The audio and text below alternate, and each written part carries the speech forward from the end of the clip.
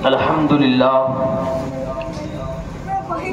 لله نحمده ونستعينه ونستغفره ونؤمن به ونتوكل عليه ونعوذ بالله من شرور أنفسنا ومن سيئات أعمالنا من يهده الله فلا مضل له ومن يضلله فلا هادي له ونشهد أن لا إله إلا الله ونشهد أن محمدا عبده ورسوله فقد قال الله تبارك وتعالى في القرآن المجيد والفرقان الحميد أعوذ بالله من الشيطان الرجيم بسم الله الرحمن الرحيم وما محمد إلا رسول محمد رسول الله والذين معه أشداء على الكفار رحماء بينهم آمنت بالله صدق الله مولانا العظيم وصدق رسوله النبي الأمين المكين المتين المبين الكريم ونحن على ذلك لمن الشاهدين والشاكرين والحمد لله رب العالمين سلطان جہاں محبوب خدا تیری شان و شوکت کیا کہنا سلطان جہاں محبوب خدا تیری شان و شوکت کیا کہنا ہر ذرے پہ ہے نام تیرا تیری ذکر رفعت کیا کہنا اور صدیق ہے جان صداقت کی عمر کی عدالت کیا کہنا اور عثمان ہے جان سخاوت کی علی کی شجاعت کیا کہنا صدیق ہے جان صداقت کی عمر کی عدالت کیا کہنا اور عثمان ہے جان سخاوت کی علی کی شجاعت کیا کہنا اور دو پھول بطولی گلشن کے ایک سبز ہوئے ایک سرخ ہوئے دو پھول بطولی گلشن کے ایک سبز ہوئے ایک سرخ ہوئے بغداد و عرب جن سے مہکے ان پھولوں کی نکہت کیا کہنا اور ہمارے امام کیا کہتے ہیں کہ تیری نسل پاک میں ہے بچہ بچہ نور کا تیری نسل پاک میں ہے بچہ بچہ نور کا تو ہے عین نور تیرا سب گھرانہ نور کا تو ہے عین نور تیرا سب گھرانہ نور کا محترم حضرات میں بلا تاخیر آپ کے سامنے حضرت عثمان غنی رضی اللہ تعالیٰ عنہ کے متعلق کچھ لب کشائی کرنے کی کوشش کر رہا ہوں جو ان کی فضیلت ہے ان کے فضائل ہیں ان کے کمالات ہیں ان میں سے چند قطرے میں آپ کے سامنے پیش کرنے کی سعادت حاصل کر رہا ہوں آپ حضرات اس کو بغور سماعت فرمائیں حضرت عثمان غنی رضی اللہ تعالیٰ عنہ سابقین اولین اسلام میں سے ہے یعنی شروع میں جب حضور صلی اللہ علیہ وسلم نے اسلام کی دعوت دی تو اس وقت حضرت ابو بکر صدیق کی دعوت پر حضرت عثمان غنی رضی اللہ تعالیٰ عنہ ایمان لے آئے آپ کا عصب و نسب پانچویں پشت میں پانچویں پیڑھی میں حضور صلی اللہ علیہ وسلم کے عصب و نسب سے مل جاتا ہے تو حضرت عثمان غنی رضی اللہ تعالیٰ عنہ نے جب اسلام کو قبول کر لیا تو آپ کے قبیلے والے آپ کے خاندان والے آپ کے گھر والے بہت برہم ہوئے حتیٰ کہ آپ کا جو چچا تھا اس نے آپ کو باندھ دیا باندھنے کے بعد کہا کہ جب تک تو دین اسلام نہیں چھوڑے گا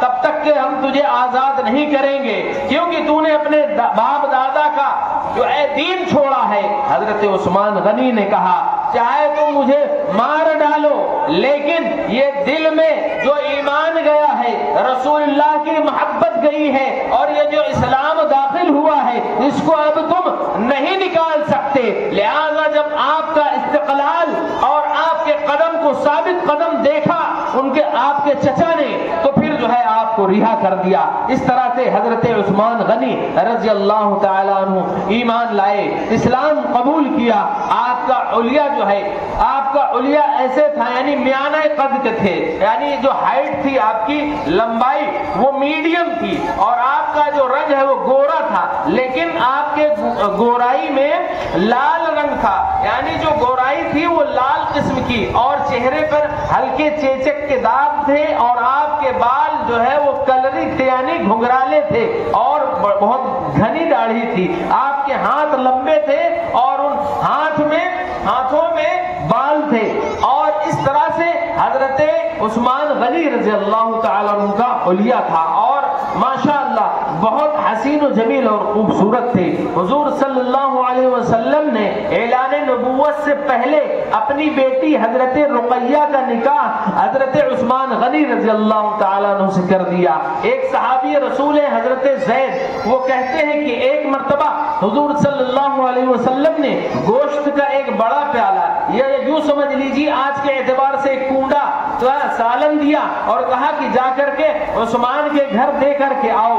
جب وہ گئے جا کر کے دیکھتے ہیں وہ گوشت کا پیالہ دیا, وہ کبھی حضرت رقیہ کو دیکھتے ہیں کبھی حضرت عثمان غنی رضی اللہ تعالیٰ عنہ کو دیکھتے ہیں اور دونوں کو خوب دیکھا.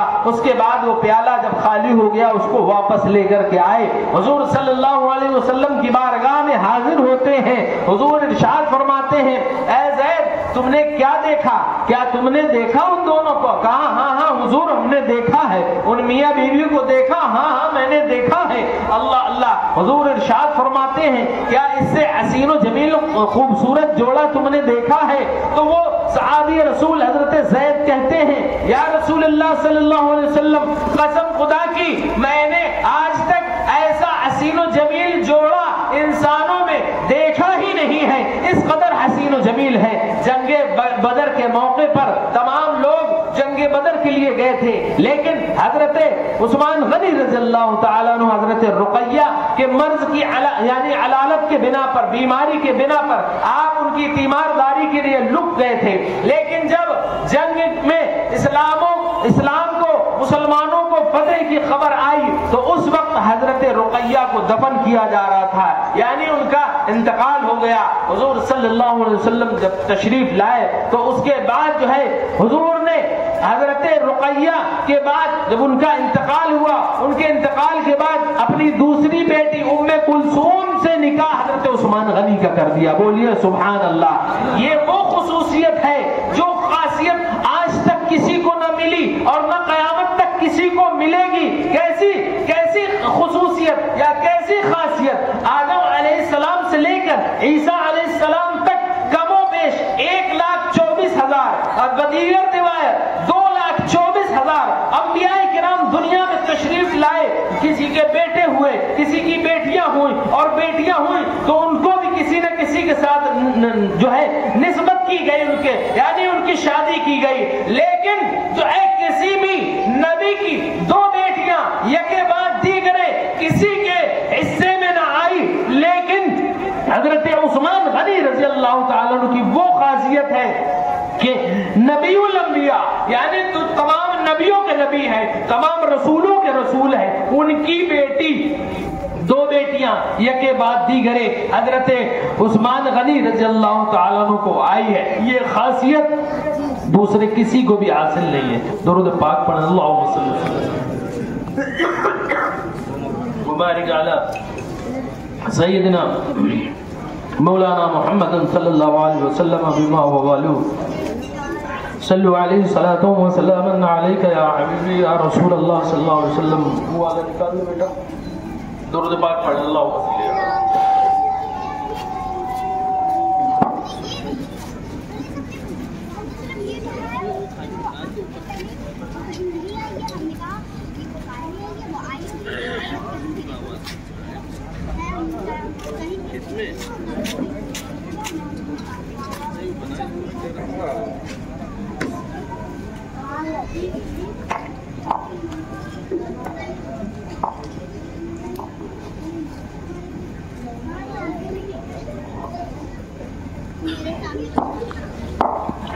اللهم صل على سيدنا شفيعنا حبيبنا نبينا كريمنا مولانا محمد مبارك وسلم. صلوا عليه صلاة وسلام عليك يا حبيبي يا رسول الله صلى الله تعالى عليه وسلم. حضرت عثمان غنی رضی اللہ تعالیٰ عنہ کا جو نام ہے وہ سخاوت میں بڑا ہی اونچا ہے. جیش عسرہ کے وقت جب حضور صلی اللہ علیہ وسلم صحابہ کرام کو ترغیب دے رہے تھے، راہ خدا میں خرچ کرنے کے لیے ابھار رہے تھے۔ اس وقت لوگ اپنے اعتبار سے راہ خدا میں خرچ کر رہے تھے، لیکن حضرت عثمان غنی رضی اللہ تعالیٰ عنہ کا معاملہ ہے، میں بھی آپ کو بتاتا ہوں۔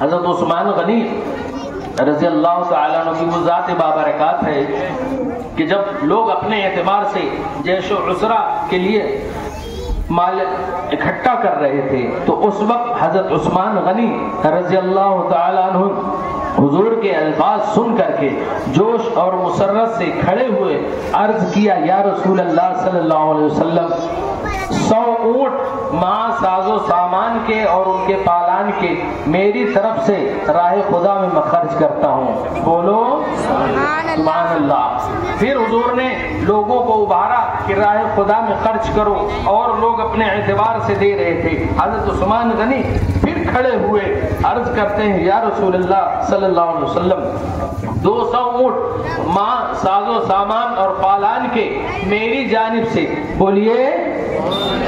پھر حضور نے تیسری مرتبہ لوگوں کو ابھارا کہ راہ خدا میں خرچ کرو، اور لوگ اپنے اعتبار سے خرچ کر رہے تھے۔ عورتیں جو ہیں اپنے زیورات دے رہی تھی، اور مرد حضرات جو تھے ان سے جو ہو سکتا تھا، کوئی خود دے رہا ہے، کسی کے پاس خود ہے تو لوہے کی ٹوپی ہوتی تھی، کوئی زرہ دے رہا ہے، کوئی بختر دے رہا ہے، کوئی تلوار، کوئی نیزہ، کوئی برچھی، کوئی بھالے، جس سے جو ہو سک رہا ہے، کوئی پیسہ دے رہا ہے۔ حتیٰ کہ حضرت عثمان غنی رضی اللہ تعالیٰ عنہ پھر اٹھے، عرض کیا، یا رسول اللہ صلی اللہ علیہ وسلم، میری جانب سے 300 اونٹ مع پالان اور ساز و سامان کے، اللہ اکبر کبیرہ، 300 اونٹ۔ روایت میں آیا ہے کہ اس وقت حضرت عثمان غنی رضی اللہ تعالیٰ عنہ نے 1000 اونٹ مع پالان اور ساز و سامان کے راہ خدا میں جیش عسرہ کے لیے خرچ کیا تھا، اور ایک روایت میں بھی آیا ہے کہ 1000 دینار راہ خدا میں حضرت عثمان غنی رضی اللہ تعالیٰ عنہ نے خرچ کیا ہے۔ اللہ اللہ، دینار اور درہم میں ڈیفرنس سمجھ لیجئے۔ درہم کہتے ہیں 4.5 گرام چاندی کے سکے کو، اور دینار کہتے ہیں 4.5 گرام سونے کے سکے کو، اور حضرت عثمان غنی نے 1000 سونے کے سکے راہ خدا میں خرچ کیے تھے۔ ایک سکے کا وزن 4.5 گرام ہوتا ہے، جوڑ لیجئے کتنا حضرت عثمان غنی نے خرچ کیا تھا۔ اور حضرت عثمان غنی کو تبھی تو سخاوت کا سردار کہا جاتا ہے، اور پھر کیوں نہ کہا جائے، حضور صلی اللہ علیہ وسلم نے اسی وقت فرمایا تھا، جیش عسرہ کے وقت جب آپ چندہ کر رہے تھے، آپ نے فرمایا تھا کہ اس کے بعد اگر عثمان غنی سے کوئی خطا بھی ہو جائے تو اس مال کے سبب انہیں اس خطا سے کوئی ضرر یعنی نقصان نہ ہوگا۔ اللہ اللہ، جب آپ نے 1000 دینار خرچ کیے تھے، اس وقت تو اللہ کے رسول صلی اللہ علیہ وسلم نے یہی فرمایا تھا کہ اب اس کے بعد انہیں کوئی بھی چیز ایسی نہیں ہے جو نقصان پہنچا سکے۔ اللہ اللہ، اس طرح سے حضرت عثمان غنی رضی اللہ تعالیٰ عنہ راہ حق میں خرچ کیا کرتے تھے۔ جبھی تو آپ کو سخیوں کا سردار کہا جاتا ہے، جیسا کہ حضرت عمر فاروق اعظم کو عدالت کا سردار کہا جاتا ہے۔ یہاں تک کہ آپ اندازہ لگائیں، ایک مرتبہ حضور صلی اللہ علیہ وسلم احد پہاڑ پر ہیں، آپ کے ساتھ حضرت ابو بکر ہیں، حضرت عمر ہیں، اور حضرت عثمان غنی رضی اللہ تعالی عنہم اجمعین ہیں۔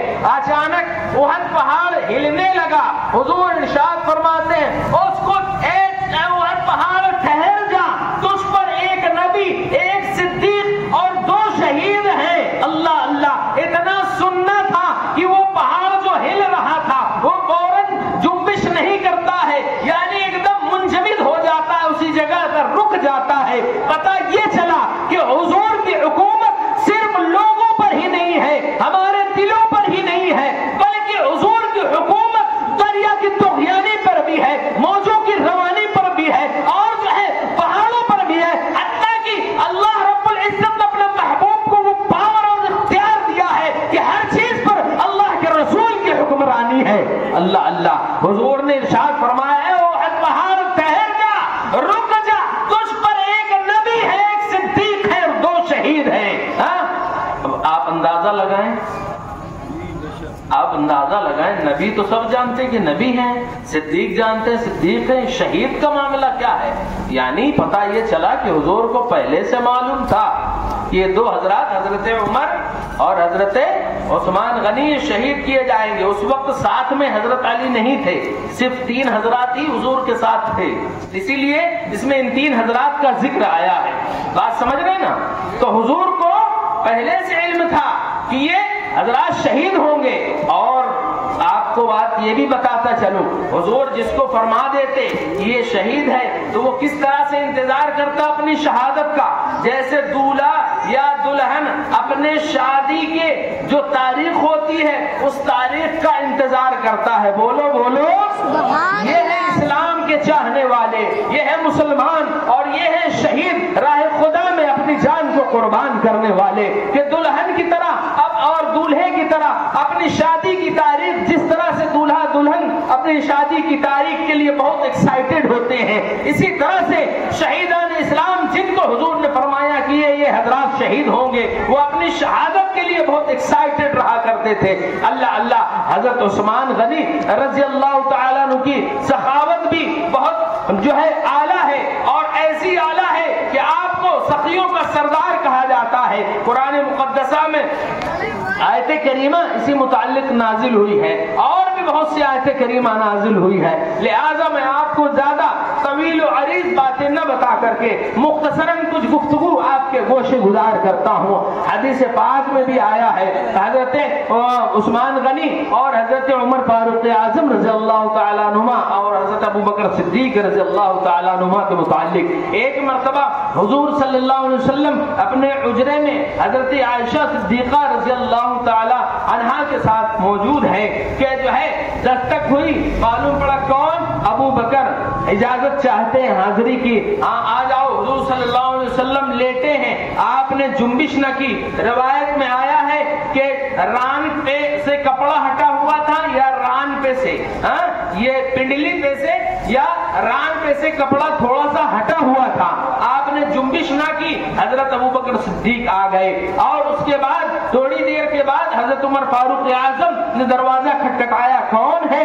عمر حاضری کی جو ہے اجازت چاہتا ہے، آ جاؤ عمر۔ پھر اس کے بعد تھوڑی دیر کے بعد پھر دروازے پر دستک ہوتی ہے، کون ہے؟ حضرت عثمان غنی رضی اللہ تعالیٰ عنہ عرض کرتے ہیں میں عثمان ہوں۔ اللہ اللہ، حضور پہلے اجازت نہیں دیتے بلکہ اٹھ کے بیٹھ جاتے ہیں، اور جو کپڑا ران پر سے ہٹ گیا تھا اس کو صحیح کیا، پھر اس کے بعد اجازت دیتے ہیں کہ ہاں ہاں آ جاؤ۔ اللہ اللہ، جب یہ لوگ اپنے جگہ پر بیٹھے، بیٹھنے کے بعد جو گفت و شنید ہوئی یعنی گفتگو کرنی تھی کی، اس کے بعد جب یہ حضرات چلے گئے، حضرت عائشہ صدیقہ اما حضرت عائشہ صدیقہ حضور کی بارگاہ میں عرض کرتی ہیں کہ اے میرے سردار، آپ یہ بتائیے جب میرے ابا حضور آئے آپ بدستور ویسے ہی لیٹے رہے، اور جب عمر فاروق اعظم آئے آپ بدستور ویسے ہی لیٹے رہے، لیکن جب عثمان غنی آئے تب آپ نے اجازت نہ دی جب انہوں نے اجازت چاہی تھی، بلکہ آپ پہلے اٹھ کر بیٹھے، بیٹھنے کے بعد آپ نے اپنے کپڑوں کو درست کیا، پھر اس کے بعد آپ نے اجازت دی تھی، اس کا کیا ماجرا ہے؟ یہ کیا معاملہ ہے؟ اللہ اللہ، حضور ارشاد فرماتے ہیں اے عائشہ سننا چاہتی ہو؟ ہاں ہاں یا رسول اللہ سننا چاہتی ہوں، بتا دیجئے۔ حضور ارشاد فرماتے ہیں کہ عثمان وہ شخصیت ہے، یعنی عثمان کی وہ ذات ہے کہ جس سے فرشتے بھی حیا کرتے ہیں۔ بولو بولو، فرشتے بھی حیا کرتے ہیں، تو فرشتے جس سے حیا کرتے ہیں کیا میں ان سے حیا نہ کروں؟ پتہ یہ چلا حضرت عثمان غنی رضی اللہ تعالی عنہ سے فرشتے حیا کرتے ہیں، حضور بھی حیا کرتے ہیں، حتیٰ کہ جو اس وقت کی مخلوق تھی، جو چیزیں تھیں، وہ تمام چیزیں ان سے جو ہے حیا کرتی تھی۔ محترم حضرات، جب عمر فاروق اعظم رضی اللہ تعالیٰ عنہ کی شہادت ہو گئی، اس کے بعد آپ کو جو ہے خلافت کے عہدے پر جو ہے بٹھا دیا گیا۔ جب آپ خلافت پر فائز ہوئے تو آپ نے منبر پر کھڑے ہو کر کے خطبہ دینے کے لیے کھڑے ہوئے، لیکن جو ہے آپ نے صرف اتنا کہا کہ میرے خاندان میں کوئی خطیب نہیں ہوا ہے، خطبہ دینے والا نہیں ہوا ہے، بس آپ لوگوں نے مجھے اس لائق سمجھا اور مجھے جو ہے خلیفہ مقرر کیا ہے، تو انشاءاللہ ہم ضرور خطبہ دیں گے، بولیے سبحان اللہ۔ 12 سال تک آپ نے خلافت کی، کتنے سال تک؟ 12 سال تک۔ اور ان 12 سال میں جو پہلے والے 6 سال ہیں، وہ پہلے والے 6 سال اتنے بہترین گزرے کہ حضرت عمر فاروق اعظم رضی اللہ تعالیٰ عنہ سے بھی آپ کی جو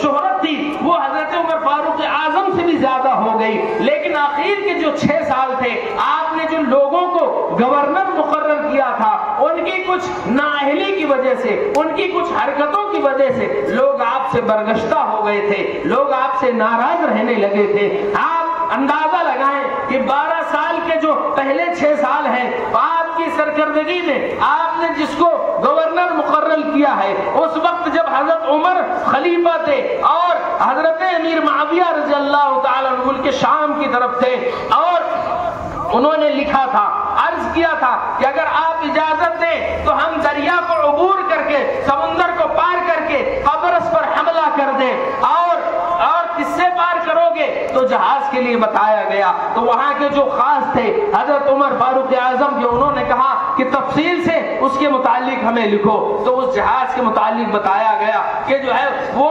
ایسے چلتا ہے، دیکھ کر کے دل دھک دھک کرتا ہے، اگر وہ کسی جانب جھک جائے تو سمجھ لیجئے جو لوگ ہوتے ہیں وہ غرق ہو جاتے ہیں، اسی میں ڈوب کر کے مر جاتے ہیں، اور جب وہ چلتا ہے تو دل کی دھڑکنیں بڑھ جاتی ہیں، حتیٰ کہ یوں سمجھ لیجئے کہ ہتھیلی پہ جان لے کر کے جانا رہتا ہے۔ حضرت عمر فاروق اعظم نے جب یہ سنا تھا تو آپ نے اس کی اجازت نہیں دی تھی کہ میں ایسی سواری پر مسلمانوں کو کبھی سوار نہ کروں گا کہ جس کے مسلمانوں کی جان کا خطرہ ہو۔ لیکن حضرت عثمان غنی رضی اللہ تعالیٰ عنہ نے جو ہے، اب چونکہ آپ نے جگہ جگہ پر آپ نے تجارت کی تھی، آپ کو کچھ نہ کچھ معلومات تھی، لہذا آپ نے اجازت دے دی جس میں پانی والے جہاز میں سفر کرنے کی۔ لہذا تو جب آپ نے اجازت دے دی تو قبرص اور دیگر مقامات پر حتیٰ کہ ساؤتھ افریقہ تک مسلمانوں کی تحویل میں آ گیا تھا، یعنی کہ مسلمانوں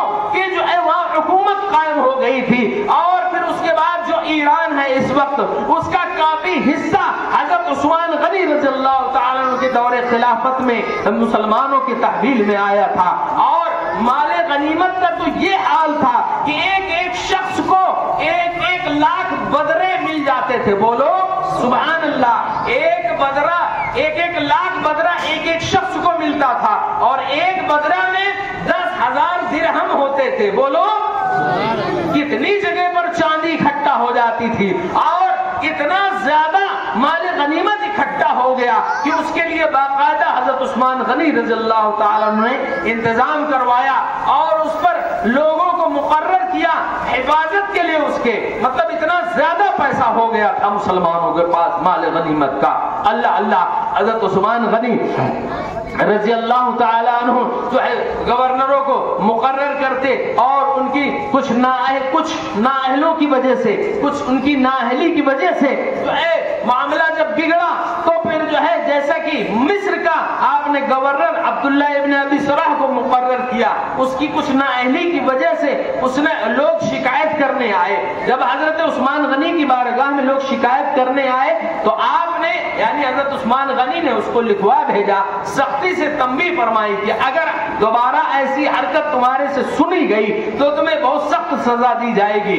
اب جب یہ تحریر وہ گورنر کے پاس پہنچی تو اس نے کیا کیا؟ کون گیا تھا پتہ لگوایا، فلا گئے تھے، ان کو بہانے سے قتل کروا دیا۔ اب جب بہانے سے قتل کیا تو وہ حالات مصر کے اور بگڑ گئے۔ اس وقت مصر کے لوگ وہاں لگ بھگ 700 افراد حضرت عثمان غنی کی بارگاہ میں مدینہ منورہ حاضر ہوئے۔ حاضر ہو کر کے صحابہ کرام سے ملے، ان سے کہا کہ جو ہے ایسے ایسے معاملات ہیں، اور حضرت عثمان غنی رضی اللہ تعالیٰ عنہ سے کہہ دیجئے کہ قتل ناحق انہوں نے کیا ہے گورنر نے، اور قتل ناحق کیا جو ہے مواخذہ چاہتے ہیں، اس کی پکڑ چاہتے ہیں، لہذا آپ اس کی پکڑ کریں۔ تو حضرت عثمان غنی رضی اللہ تعالیٰ عنہ کے پاس جو ہے حضرت علی کا بھی معاملہ گیا، یعنی حضرت علی نے بھی کہلوایا۔ اما حضرت عائشہ صدیقہ رضی اللہ تعالیٰ عنہ کے پاس بھی لوگ گئے، انہوں نے بتایا، حضرت عائشہ صدیقہ نے بھی حضرت عثمان غنی رضی اللہ تعالیٰ عنہ کے بعد کہلاوا بھیجا۔ پھر جب لوگ اکٹھا ہوئے، اکٹھا ہونے کے بعد کہتے ہیں کہ جو ہے حضرت علی تھوڑا سا برہم ہو جاتے ہیں، کہتے ہیں کیوں نہیں ایسا کہتے ہیں؟ تو حضرت عثمان غنی کہتے ہیں کہ ٹھیک ہے، آپ مقرر کر دیتا ہوں، لیکن ایسا کرو آپ ہی لوگوں میں سے آپ لوگ کسی ایک کو چن لو، میں اس کی گورنری کا جو ہے تقرری لکھ دوں گا، اور جو اس وقت یعنی عبداللہ ابن ابی سرا ہے اس کو معزول کر دوں گا، اس کو سسپینڈ کر دوں گا، ڈسمس کر دوں گا اس کے عہدے سے، گورنری سے۔ لہذا لوگوں نے جو 700 افراد تھے ان لوگوں نے ابو بکر صدیق رضی اللہ تعالی عنہ کے بیٹے جن کا نام محمد ہے ان کو مقرر کر لیا کہ ہم ان کو گورنر مقرر کرتے ہیں، گورنر منتخب کرتے ہیں، لہذا آپ اس کی تقرری فرما دیجئے۔ حضرت عثمان غنی رضی اللہ تعالی عنہ نے عبداللہ ابن ابی سرا جو اس وقت گورنر تھا اس کو معزول کیا اس کے عہدے سے، اور ان کے گورنری کا پروانہ لکھ کر کے دے دیا کہ اب آج سے تم گورنر ہو، اور جا کر کے یہ خط اس گورنر کو دے دینا اور اس کا کام ختم ہو جائے گا، آج سے تم گورنر رہو گے۔ ادھر یہ حضرات 700 افراد تھے، یہ حضرات ابھی 3 ہی حصے چلے تھے کہ ایک پڑاؤ ہوتا تھا پہلے اس طرح کہ آج کے وقت میں جو سواریاں ہوتی ان سواریوں کی طرح نہیں تھا، بلکہ اس وقت لوگ گھوڑوں سے اور اونٹوں سے سواریاں کیا کرتے تھے، ان کی سواریاں کر کے لوگ سفر کیا کرتے تھے۔ 3 پہر چلے تھے، ایک جگہ پڑاؤ کیا تھا، کسی نے دیکھا کہ ایک اونٹ بہت ہی تیز سانڈنی پر بیٹھ کر کے چلا جا رہا ہے، لوگوں نے اندازہ لگایا یا تو یہ غلام اپنے آقا سے بھاگ کر کے آیا ہے یا پھر یہ کوئی قاصد ہے، یعنی کوئی خط لے کر کے خطوط لے کر کے کہیں جا رہا ہے۔ بڑھ کر کے لوگوں نے پکڑ لیا، پوچھا کہ جو ہے تم کون ہو؟ کہا میں حضرت عثمان غنی کا غلام ہوں۔ اور یہ اونٹنی کس کی ہے؟ کہا عثمان غنی رضی اللہ تعالیٰ عنہ کے۔ ہڑبڑاہٹ میں اس نے کہا، ایک مرتبہ بھی کہا میں مروان کا غلام ہوں۔ بہرحال کچھ اتنا کہنے میں کچھ لوگوں نے پہچان لیا، کہا کہ ہاں یہ عثمان غنی رضی اللہ تعالیٰ عنہ کا غلام ہے۔ لہذا اس کو کہا کہاں جا رہے؟ تو کہا مجھے عثمان غنی نے فلاں فلاں کام کے لیے بھیجا ہے۔ جب اس کی تلاشی لی گئی تو سوکھے مشکیزے میں ایک خط نکلا، اور وہ خط کو جب لوگوں کے سامنے کھولا گیا تو اس میں بالکل عجیب بات لکھ کر کے سامنے آئی۔ کیا لکھی تھی؟ اس میں بات یہ تھی کہ جیسے ہی یہ لوگ پہنچے اور کسی طرح سے محمد بن ابو بکر کو اور ان کے جو خاص لوگ ہیں ساتھ والے ان کو ایلے بہانے سے ان کو قتل کر دینا اور اپنی جگہ پر تم برقرار رہنا۔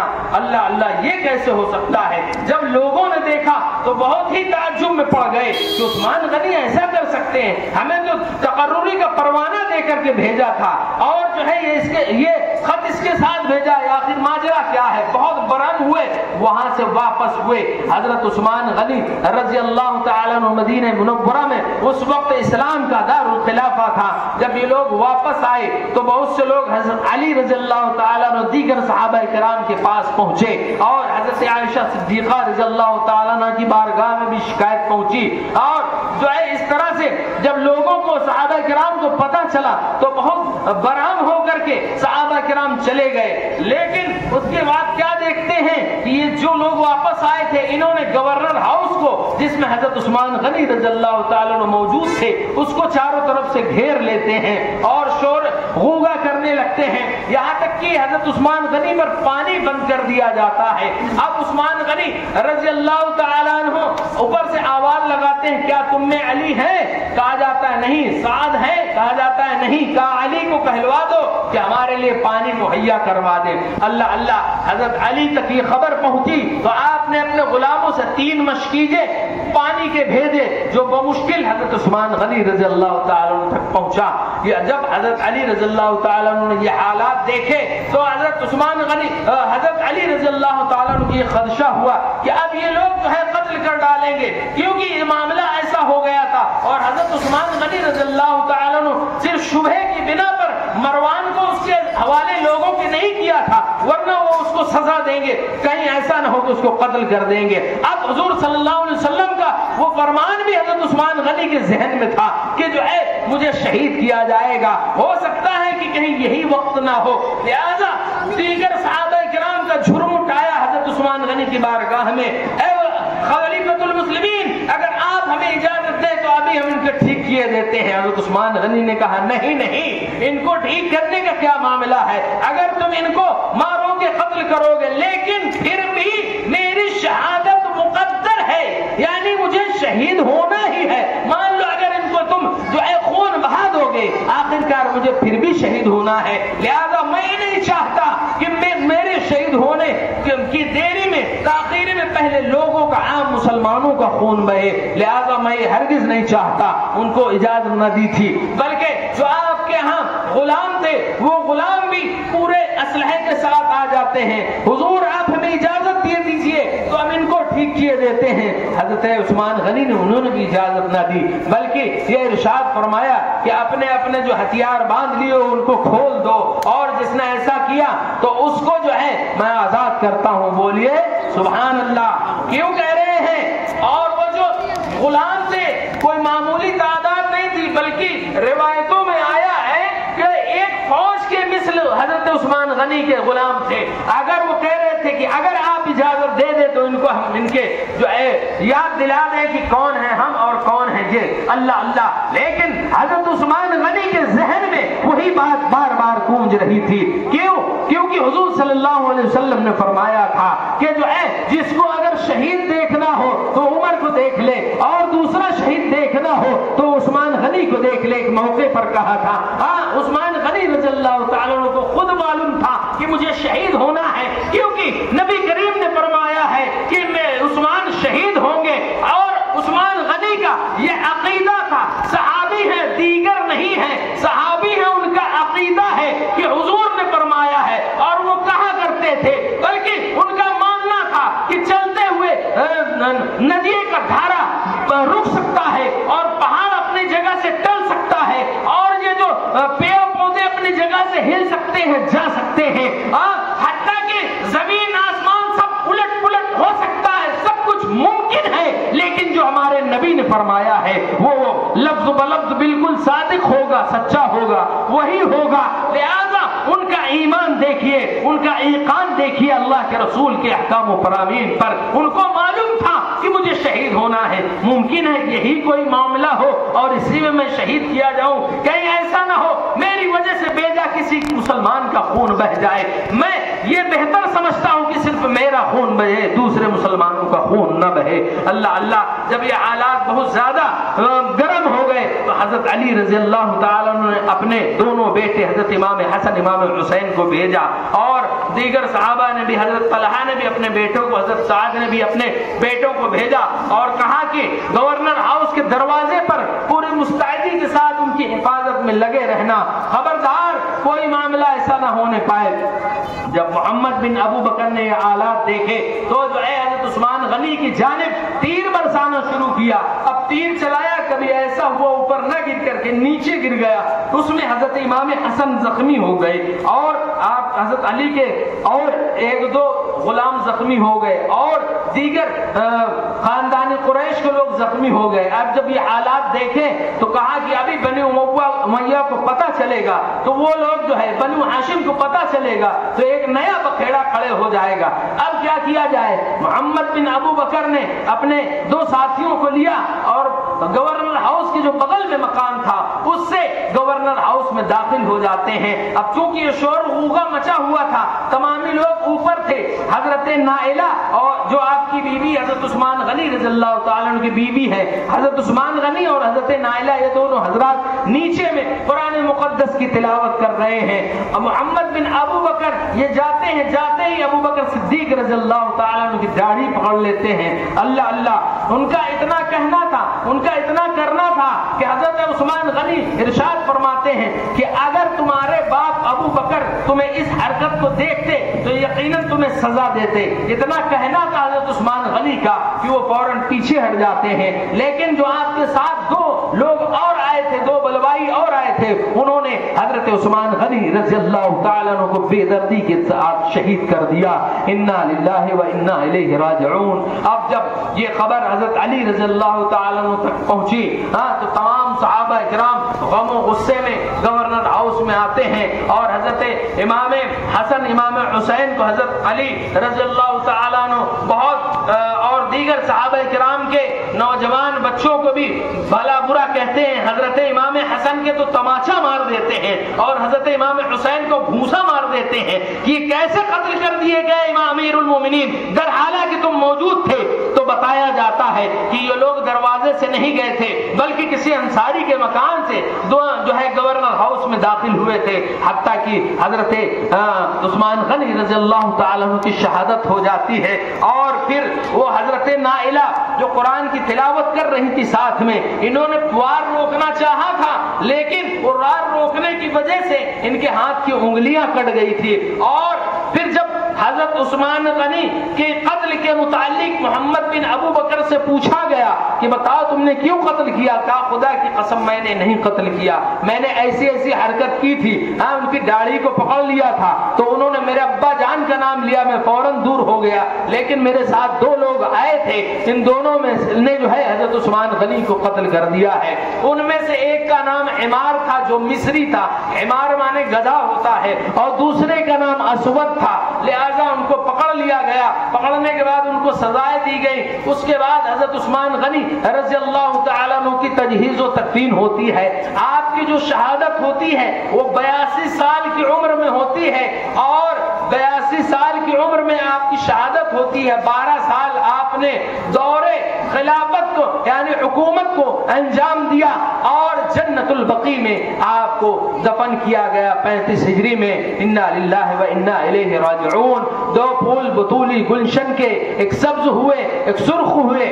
سلطان جہاں محبوب خدا تیری شان و شوکت کیا کہنا، ہر ذرے پہ ہے نام تیرا، تیری ذکر رفعت کیا کہنا، صدیق ہے جان صداقت کی، عمر کی عدالت کیا کہنا، اور عثمان ہے جان سخاوت کی، علی کی شجاعت کیا کہنا. دو پھول بطولی گلشن کے ایک سبز ہوئے ایک سرخ ہوئے، بغداد و عرب جن سے مہکے ان پھولوں کی نکہت کیا کہہ رہا. محترم حضرات، اس طرح سے یہ جانثار اللہ رب العزت کے محبوب دانۂ خفایا و غیوب جناب محمد الرسول اللہ صلی اللہ علیہ وسلم کی یہ داماد جن کو ذوالنورین کا لقب ذوالنورین کا خطاب ملا. حضرت رقیہ پہلے نکاح میں آئی، بعد میں حضرت ام کلثوم، لیکن ان کا بھی انتقال ہو گیا تھا. حضرت رقیہ سے ایک بیٹے حضرت عبداللہ تھے جو 6 سال کی عمر میں ان کا انتقال ہو گیا تھا. انا للہ و انا الیہ راجعون. حضرت ام کلثوم سے کوئی اولاد نہیں ہوئی تھی. محترم حضرات، یہ وہ ہستیاں ہیں جنہی کے بارے میں یا جنہی کے متعلق ہمارے امام نے کہا تھا کہ یا رسول اللہ آپ کی نسل تو ایسی ہے کہ تیری نسل پاک میں ہے بچہ بچہ نور کا، تو ہے عین نور، تیرا سب گھرانہ نور کا. وآخر دعوانا ان الحمد للہ رب العالمین.